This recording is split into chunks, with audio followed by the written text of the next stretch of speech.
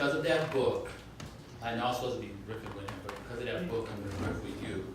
All right? It's 1990. Nelson Mandela is free. And I'm on the LIRR to Port Washington for a 9 a.m. tennis lesson. Seated beside me, a disheveled village voice, open to a story of some guy who broke his elbow falling from the largest stage in the world while reading poetry.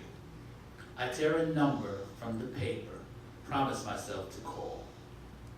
After sleepwalking through 2 tedious tennis lessons, I head to the payphone in the lobby, drop some coins, and this is Paul Beatty. Check out the Poetry Slam, Friday night, 8 p.m. at the New York Poets Cafe located at 236 East 3rd Street, Suite Avenue, B and C. Then the voice says or sings, reads or rhymes or tribal jitters, drunken bit shivers, too much, too many, Ashanti, Spamanti, Swazi Kamikazes mixed by the Songhay DJ MC Sani Ali. Click disconnected. Now I know I gots to go. Streets are seedy, faces shady. Live from the door halfway down to Avenue C.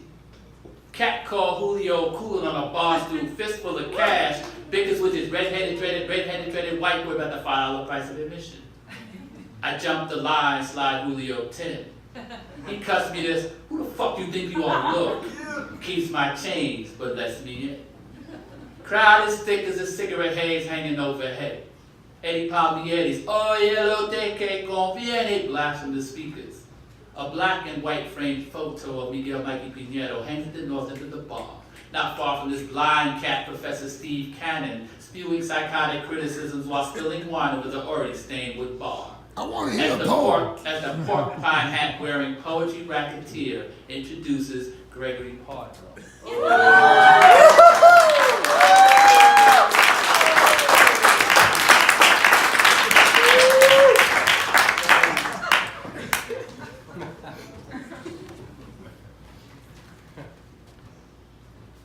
Wishing well. Outside the Met, a man walks up, sun tweaking the brim sticker on his starter cap, and he says, "Pardon me, old school," he says. "You know, is this a wishing well?" "Yes, son," I say sideways over my shrug.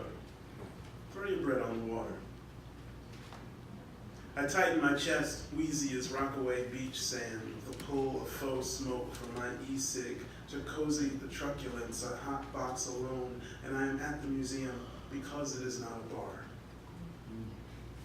Because he appears not to have changed them in days, I eye the heel-chewed hems of his pants and think probably he will ask me for 50 cents any minute now. Wait for it. A smoke or something. Central Park displays the frisking transparency of autumn. Tracing paper sky. Leaves like eraser crumbs gum the pavement. As if deciphering celestial script, I squint and purse off toward the roofline of the museum, aloof as he fists 2 pennies from his pockets, mumbling, and then aloud, "My man," he says, "Hey, my man, I'm gonna make a wish for you too." I'm laughing now, so what, you want me to sign a waiver? He laughs along, "Ain't say all that," he says, "but you do have to hold my hand. And close your eyes." I make a starless night of my face before he asks, "Are you ready?" "Yeah, dog, I'm ready." Sure, let's do this." His rough hand in mine inflates like a blood pressure cuff, and eyes squeeze back as if we are about to step together from the sill of all resentment and timeless toward the dream source of unneeding. The two of us hurtle, sharing the cosmic breast of plenitude, when I hear the coins blink against the surface, and I cough up daylight like I've just been dragged ashore. "See now, you'll never walk alone," he jokes, and is about to hand me back to the day he found me in like I was a rubber duck. And he says, "You got to let go."